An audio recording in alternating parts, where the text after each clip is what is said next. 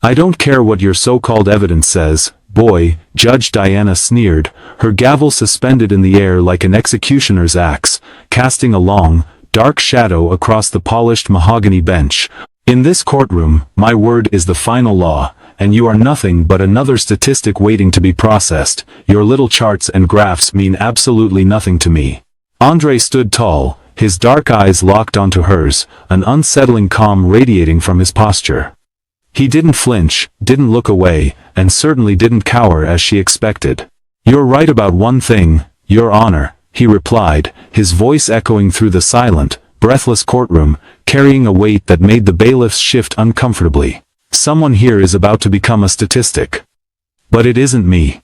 The air inside courtroom 302 of the Fulton County Superior Court in Atlanta, Georgia, was thick with the suffocating weight of predetermined fates. It smelled of stale floor wax, nervous sweat, and decades of systemic routine.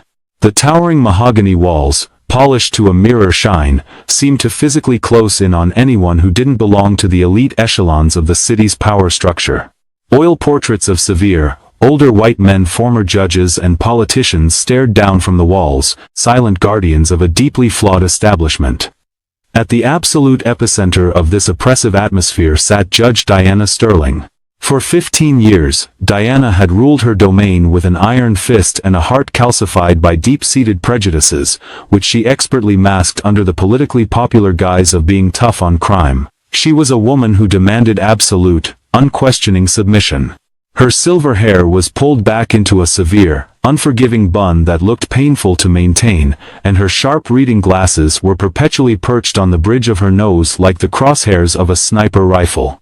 To the local media and the wealthy suburbanites, Judge Sterling was a pillar of the community, a no-nonsense adjudicator who kept the chaotic streets safe. But to the marginalized communities of Fulton County, she was the Grim Reaper in a black robe. Her sentences were notoriously, unapologetically skewed. A white defendant caught embezzling thousands from a small business might receive probation and a stern, motherly lecture on second chances and youthful indiscretions. Conversely, a black defendant caught with a fraction of that amount faced the absolute maximum penalty the state guidelines would allow, often accompanied by a degrading, hour-long lecture on morality. She believed herself to be untouchable, an apex predator in the legal jungle, shielded by absolute judicial immunity and a tightly woven network of corrupt local politicians who owed her their careers. Today, the prey in her crosshairs was Andre Vance. Andre was a 32-year-old forensic accountant, a man whose brilliant, analytical mind had been a quiet but devastatingly effective asset to several of Atlanta's largest financial firms. He viewed the world in numbers, patterns, and irrefutable data, a mindset that made him entirely immune to Diana's brand of emotional courtroom terrorism. He wore a crisp, tailored navy suit that fit his athletic frame perfectly, a stark contrast to the oversized, demoralizing orange jumpsuits Diana usually forced her defendants to wear during their arraignments just to break their spirits. He carried himself with a quiet, dignified strength that instantly irritated the judge. There was no fear in his eyes, no trembling in his hands. He did not look at the floor. He looked directly at her, studying her with the detached curiosity of a scientist observing a dying insect. The charge against him was severe, designed to ensure he never saw the outside of a cell again: felony corporate espionage and grand larceny. The prosecution claimed that Andre had systematically siphoned millions from a city infrastructure fund, funneling the money into a web of complex offshore accounts. It was a spectacular, headline-grabbing accusation, tailor-made for the evening news. It was also a complete, meticulously engineered fabrication. "Mr. Vance," Diana drawled, leaning back in her heavy leather chair, the leather creaking loudly in the tense, silent room. "I have read your file. I have seen the depths of your alleged greed. It is truly astounding how someone given so many opportunities by this great city, a city that bent over backwards to accommodate you, could turn around and bite the hand that feeds them with such vicious entitlement." "Your Honor," Andre's defense attorney, a weary, overworked public defender named Marcus, stood up. His suit was slightly wrinkled, and dark circles framed his eyes, evidence of sleepless nights trying to fight an unwinnable battle. "The defense moves to dismiss." The prosecution's evidence relies entirely on an anonymous tip and doctored ledgers that my client has already proven were completely fabricated. Overruled, Diana snapped, slamming her gavel down with a sharp crack before Marcus could even finish his sentence. Save your breath, counselor. I've seen enough of these exact cases to know exactly what kind of man your client is. He's a grifter looking for a shortcut, and he got caught with his hand in the city's cookie jar. She stared down at Andre, her lips curling into a condescending, victorious smirk. She expected him to break, to show the rage, panic, or desperation she so loved to provoke in her courtroom.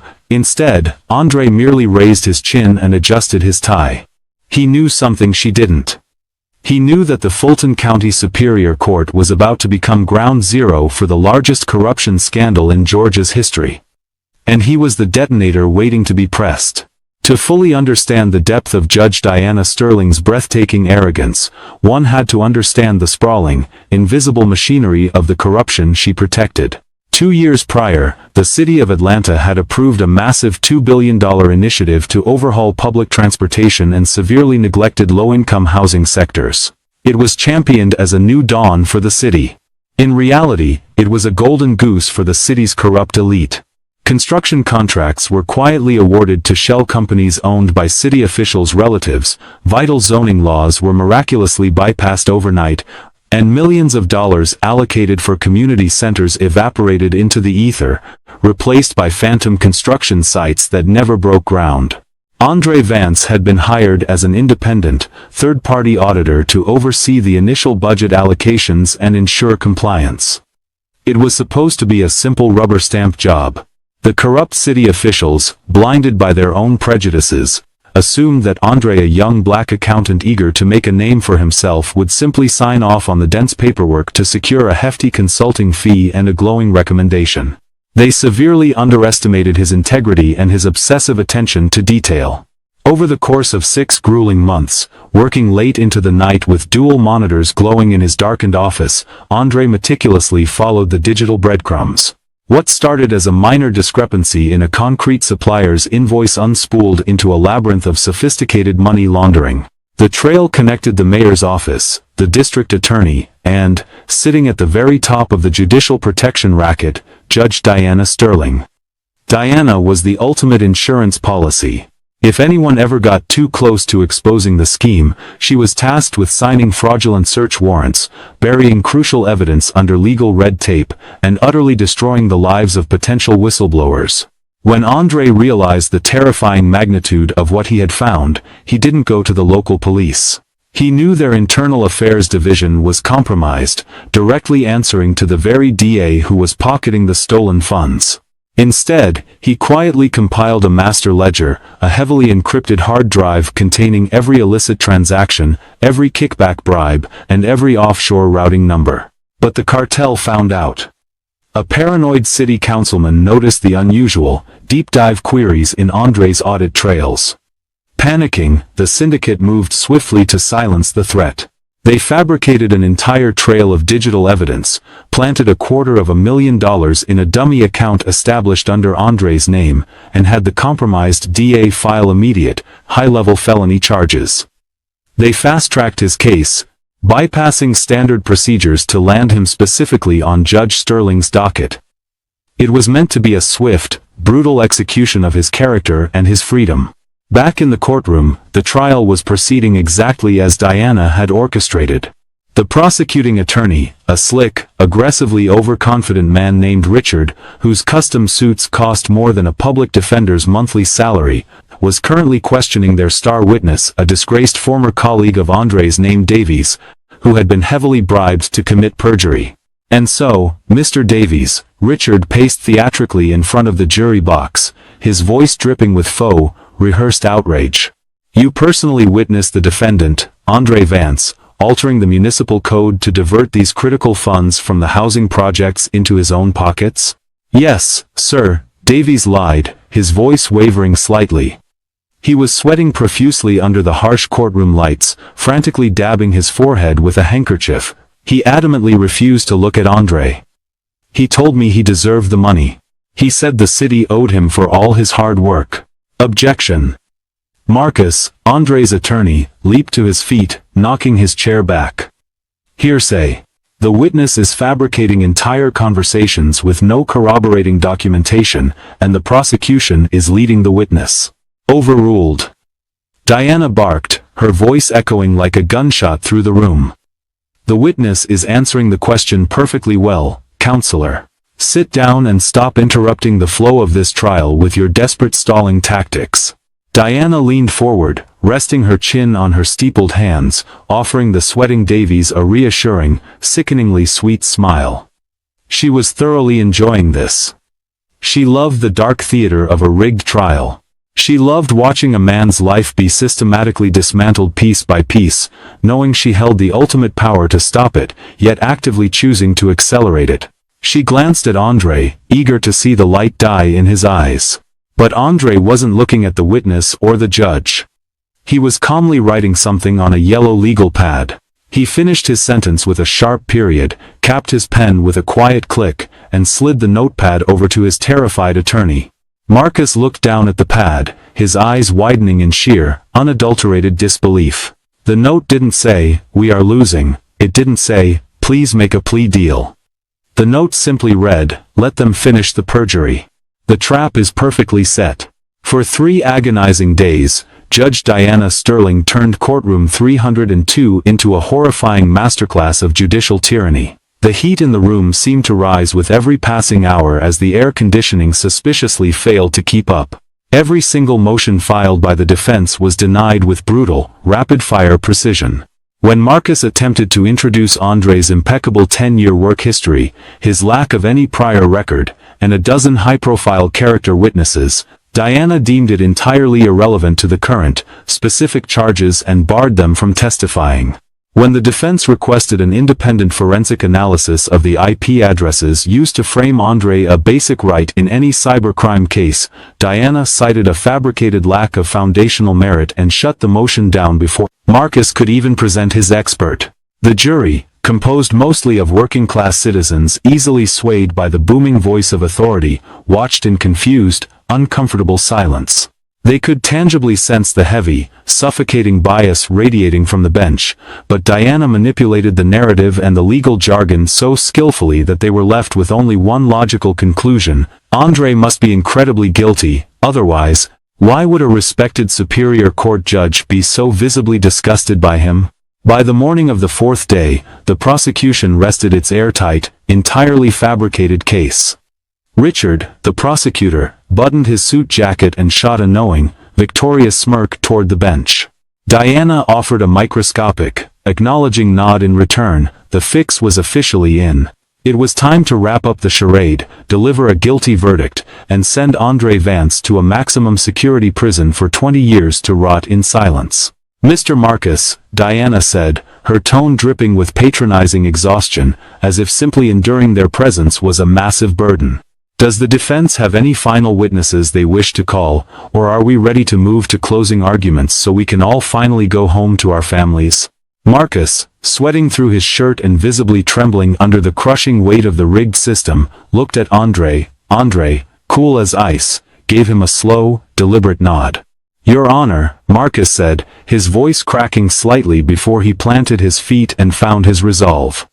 "The defense calls Andre Vance to the stand." A shocked murmur rippled through the gallery.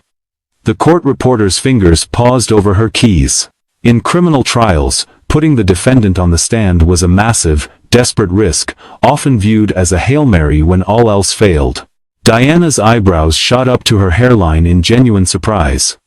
This wasn't part of the script. Defendants like Andre were supposed to cower in silence, overwhelmed by the insurmountable power of the state, taking their beatings quietly. "Very well," Diana said, recovering quickly, though her voice dropped an octave, a dangerous, warning edge creeping into her tone. "Bailiff, swear him in. Let's hear what kind of story he's spun for himself." Andre walked to the witness stand with the measured, steady pace of a lion entering an arena he secretly owned. He placed his left hand firmly on the worn leather Bible, raised his right, and swore to tell the truth, the whole truth, and nothing but the truth. As he sat down, he adjusted the microphone closer to his mouth. The sudden, quiet screech of the audio feedback pierced the room, making Diana physically wince. "Let's get this over with," Diana muttered under her breath, yet loud enough for the court reporter to catch a blatant, shocking display of bias that would normally guarantee an immediate mistrial in any fair court, but she didn't care. She was untouchable. Marcus approached the wooden podium, his hands gripping the edges to hide their shaking. "Mr. Vance, the prosecution has spent 3 days painting a picture of you as a criminal mastermind who orchestrated a multi-million-dollar theft against the very people of this city. Did you steal money from the Atlanta Infrastructure Fund?" "No, I did not," Andre said. His voice was deep, clear, and perfectly modulated. It carried to every far corner of the room, vibrating with absolute certainty. "Objection," Richard drawled lazily from his table, barely looking up from his phone. "Self-serving statement." "Sustained," Diana said instantly, her gavel hovering. "The jury will completely disregard the defendant's denial. It holds no evidentiary weight." Marcus blinked, absolutely stunned by the audacity of the ruling. "Your Honor, you just sustained an objection to a defendant fundamentally denying the charge against him on the witness stand? That is his constitutional right." "Watch your tone with me, counselor," Diana hissed, leaning violently over the bench, her eyes flashing with pure malice and unchecked ego. "I make the rulings here, not the Constitution, and certainly not you. If you question my authority again in front of this jury, I will hold you in summary contempt and have you escorted to a holding cell downstairs. Ask your next question, or I will end this testimony right now." Andre looked at Marcus, his expression completely unfazed by the judge's venom. "It's all right, Marcus. Ask the second question." Marcus swallowed hard, wiping his brow. "Mr. Vance, if you did not steal the money, who did?" The courtroom went dead, graveyard silent. You could hear a pin drop on the carpet. Diana's hand flew to her gavel, her knuckles turning bone white as she gripped the wood. She opened her mouth to shut it down, to scream an objection herself if she had to, recognizing the sudden, terrifying shift in the room's energy, but Andre was faster, and he was absolutely ruthless. The money was stolen by a highly synchronized, deeply embedded. Specifically, the housing funds were diverted using a shell corporation named Sterling Apex Holdings. Routing number 0842291114. Bang! Diana's gavel slammed down with the concussive force of a bomb going off. "Strike that from the record," she shrieked, her face flushing a deep, violently ugly shade of crimson. Her carefully crafted facade of board superiority shattered instantly. "Objection sustained. This is outrageous. The defendant is making wild, libelous, unsubstantiated accusations." Routing number 0842291114, Andre continued, completely ignoring the screaming judge, leaning closer to the microphone so his voice boomed over her frantic banging. His eyes locked dead onto Diana's panicked face. An offshore account held at the Grand Cayman National Bank. Primary account holder, Diana Evelyn Sterling. Absolute chaos erupted in the gallery. Reporters in the back rows gasped audibly, their pens furiously scratching across notepads, some already pulling out their phones to tweet the bombshell. The jury members snapped to attention, their jaws practically hitting the floor as they stared back and forth between the calm accountant and the hyperventilating judge. Richard, the prosecutor, leaped completely over his desk, his expensive suit snagging on a chair. "Your Honor, move for an immediate mistrial. The witness is completely out of control. He's lying." "Bailiff!" Diana screamed, standing up so fast her chair crashed against the wall behind her, her black robe billowed around her like a panicked bat's wings. She was entirely losing her mind. The untouchable armor was cracking violently, and the sheer, raw terror of total exposure was bleeding through. "Bailiff, remove this man from the stand immediately. Detain him. Gag him if you have to. Get him out of my courtroom." Two heavily armed local bailiffs started jogging toward the witness box, hands on their holsters, but Andre held up a single, steady hand. The gesture was so commanding, so deeply authoritative and self-assured, that the bailiffs instinctively skidded to a halt, unsure of what they were walking into.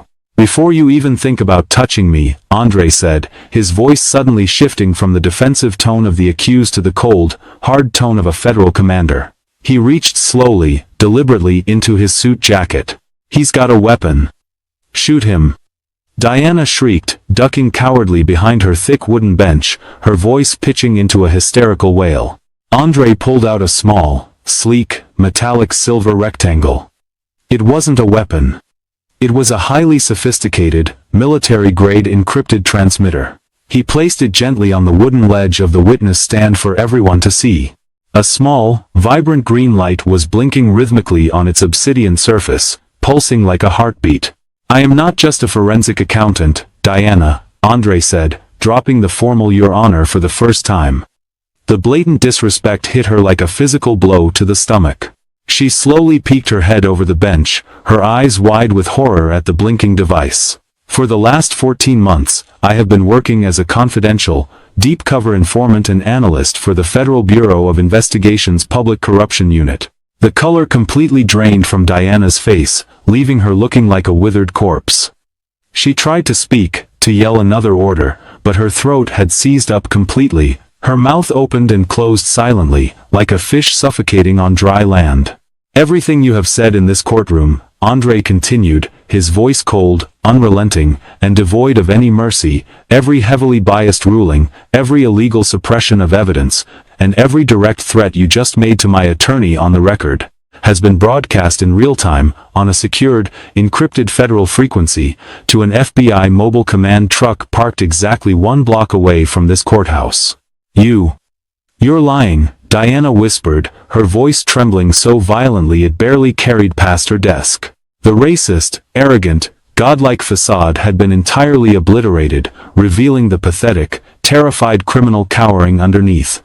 You don't have the authority. I am a superior court judge of the state of Georgia. I have absolute immunity. Andre looked at his watch, tapping the glass face with one finger. 3, 2, 1. The heavy, double oak doors at the back of courtroom 302 did not just open, they were blown violently apart, slamming against the walls with a thunderous crash that shook the room. A dozen men and women wearing heavy tactical gear and navy blue windbreakers with the bright, terrifying yellow letters FBI emblazoned across their backs flooded into the room. They moved with terrifying, coordinated precision, immediately securing every exit and aggressively flanking the prosecutor's table. The local bailiffs, realizing instantly that they were entirely out of their depth, outgunned, and out of their jurisdiction, smartly raised their hands and stepped back flat against the walls, offering no resistance. Walking calmly and purposefully behind the tactical team was a tall, imposing man in a sharp, gunmetal gray suit. He shared Andre's dark eyes and athletic build, but possessed the battle-hardened edge of a man who spent his life hunting predators. He held a thick, heavily sealed leather folder in his hand. He was Special Agent in Charge Thomas Vance, Andre's older brother, and the ruthless head of the Department of Justice's Regional Anti-Corruption Task Force. Nobody move a muscle. Thomas's voice boomed through the room, commanding absolute, immediate obedience. He completely bypassed the stunned gallery, bypassed the panicked prosecutor who was currently trying, and failing, to discreetly drop a burner phone into a plastic trash can, and walked straight up the steps to the judge's bench. Judge Diana Sterling was shaking so violently that her reading glasses slipped off her sweat-slicked nose and clattered loudly onto her desk. She looked wildly around the room, her eyes darting like a trapped animal searching for a non-existent escape route, but there was only the cold, unblinking, heavily armed stares of federal agents. Judge Diana Sterling, Thomas Vance said, his voice completely devoid of any warmth, respect, or deference to her position. He opened the leather folder and slapped a thick, multi-page document directly onto her pristine desk, right over her gavel. I have in my possession a federal grand jury indictment signed directly by the Attorney General of the United States. You are under arrest. On what grounds? Diana stammered, tears of sheer panic and disbelief welling in her eyes, ruining her expensive mascara. This is a state courtroom.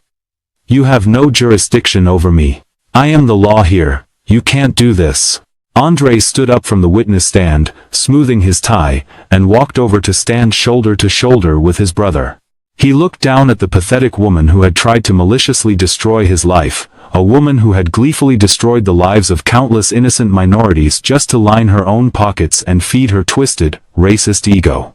"The grounds are extensive, Diana," Andre answered for his brother, savoring every single syllable. "Racketeer-Influenced and Corrupt Organizations Act, or RICO, 14 counts of wire fraud. Conspiracy to commit federal perjury. Obstruction of justice. Embezzlement of federal infrastructure funds." Andre leaned in closer, his eyes narrowing. "And, my personal favorite, deprivation of rights under color of law. We've attached a federal hate crime enhancement to the charges, based on the undeniable statistical analysis of your sentencing disparities over the last decade. The data doesn't lie." Diana let out a choked, guttural sob, burying her face in her hands. "You set me up. You filthy, lying." "I didn't set you up," Andre interrupted, his voice cutting through her desperate insult like a surgeon's scalpel. "I just gave you the rope. Your own unchecked arrogance, your own disgusting prejudice, did the hanging. I just watched you tie the knot." "Agent," Thomas said, not breaking eye contact with the weeping judge, nodding to a burly FBI agent standing nearby. "Cuff her." The federal agent stepped quickly behind the bench. "Stand up, ma'am. Hands where I can see them," he ordered. Diana Sterling, the feared hanging judge of Fulton County, the woman who had coldly laughed as she sent innocent young men to maximum security prisons for crimes they didn't commit, found her legs completely giving out. She couldn't stand. She collapsed backward into her expensive leather chair, weeping hysterically, her carefully pinned hair coming entirely undone and hanging in ragged, sweaty gray strands across her face. The agent showed zero mercy. He grabbed her firmly by the upper arm, hauled her roughly to her feet, and forcefully twisted her arms behind her back. The sharp, metallic click-clack of the cold steel handcuffs locking tightly around Diana's wrists echoed beautifully through the dead-silent courtroom. To Andre, it was the most magnificent symphony he had ever heard.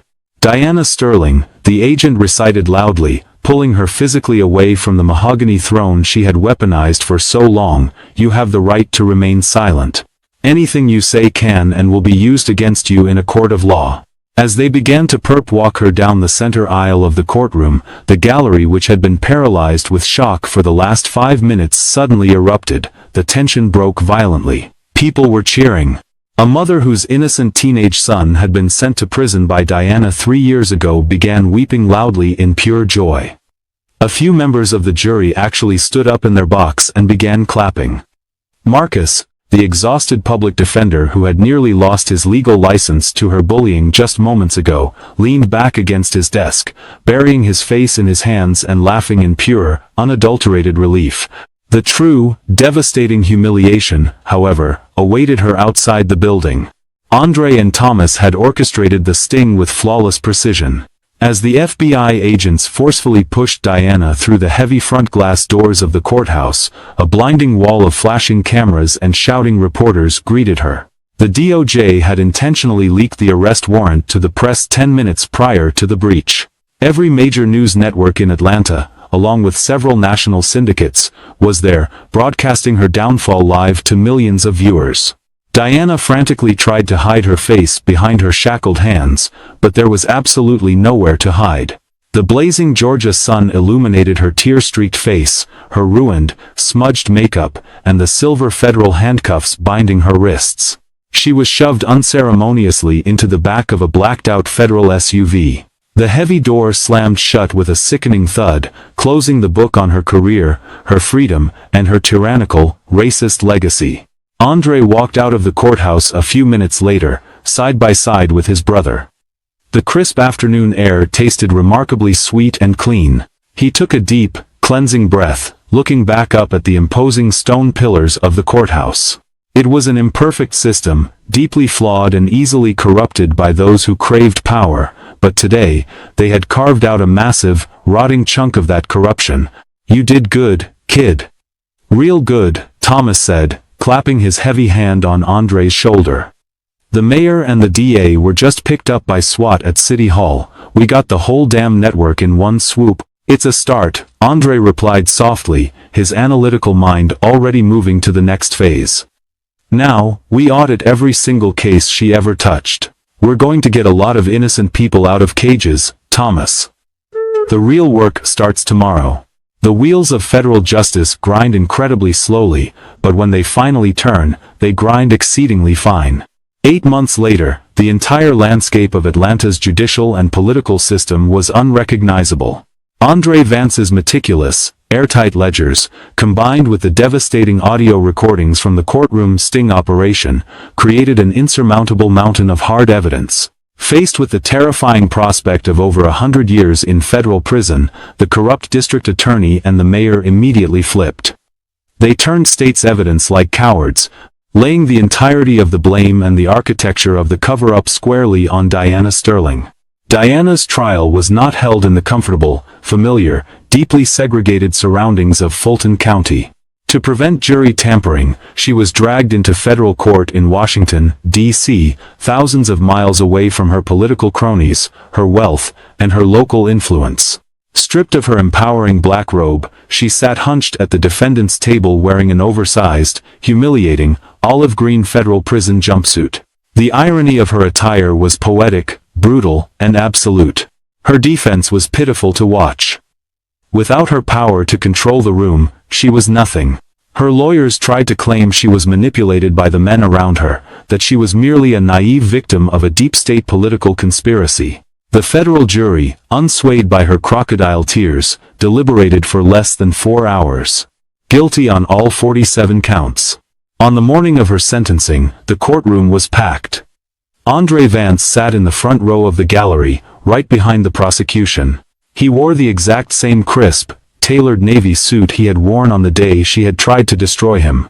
Diana looked frail, broken, and utterly defeated. The vicious arrogance that had once defined her entire existence had been completely hollowed out, replaced only by the hollow, dead-eyed stare of a woman who knew her life was effectively over. The presiding federal judge, a stern, unforgiving man with absolutely zero patience for public corruption, looked down at her from his bench with visible, palpable disgust. "Diana Sterling," the judge said, his voice echoing through the massive room with the heavy finality of a tomb shutting forever. "You were entrusted by the public with the sacred, foundational duty of upholding justice and equity. Instead, you weaponize the law to oppress the most vulnerable among us, to line your own pockets with stolen funds, and to feed your own vile prejudices. You shattered families, you destroyed futures. You are a profound disgrace to the bench, to the legal profession, and to this country." He paused, adjusting his glasses, looking at the crying woman with no sympathy. "I sentence you to 45 years in the Lewisburg Federal Penitentiary, to be served consecutively, without the possibility of parole. You are remanded immediately to the custody of the United States Marshals." Diana let out a faint, pathetic whimper, her knees buckling as the heavy-set marshals grabbed her arms to drag her away. As she was turned around to be led out of the courtroom, her bloodshot eyes met Andre's one last time across the aisle. There was no defiance left in her, no sneering superiority. There was only a desperate, silent plea for mercy, the exact same mercy she had callously denied to thousands of others who had stood before her. Andre didn't smile. He didn't gloat, and he didn't offer a dramatic parting word. He simply looked at her, his expression perfectly neutral, a silent judge of his own, until she was dragged kicking and sobbing through the heavy oak doors and out of his sight forever. Justice had not just been served, it had been violently balanced. The untouchable judge had touched the third rail, and the man she thought was just a disposable statistic had written the final, devastating chapter of her demise. Wow, what an intense, heart-pounding, and deeply satisfying story of karma and ultimate justice. If your blood was boiling at Judge Diana's sheer, unfiltered arrogance, and you cheered out loud when Andre flipped the entire courtroom upside down with that brilliant FBI sting operation, then you know exactly how powerful the truth can be. This story proves that absolutely no one is above the law, no matter how untouchable and powerful they think they are. If you loved this incredible story of an underdog outsmarting a deeply corrupt system and delivering hard-hitting, undeniable karma, do me a huge favor, smash that like button right now. It really helps the channel grow and pushes these amazing stories out to more people. Don't forget to share this video with your friends to spread this satisfying message of justice. And if you want more incredible, jaw-dropping drama, true crime-style setups, and epic revenge stories just like this one, hit that subscribe button and ring the notification bell so you never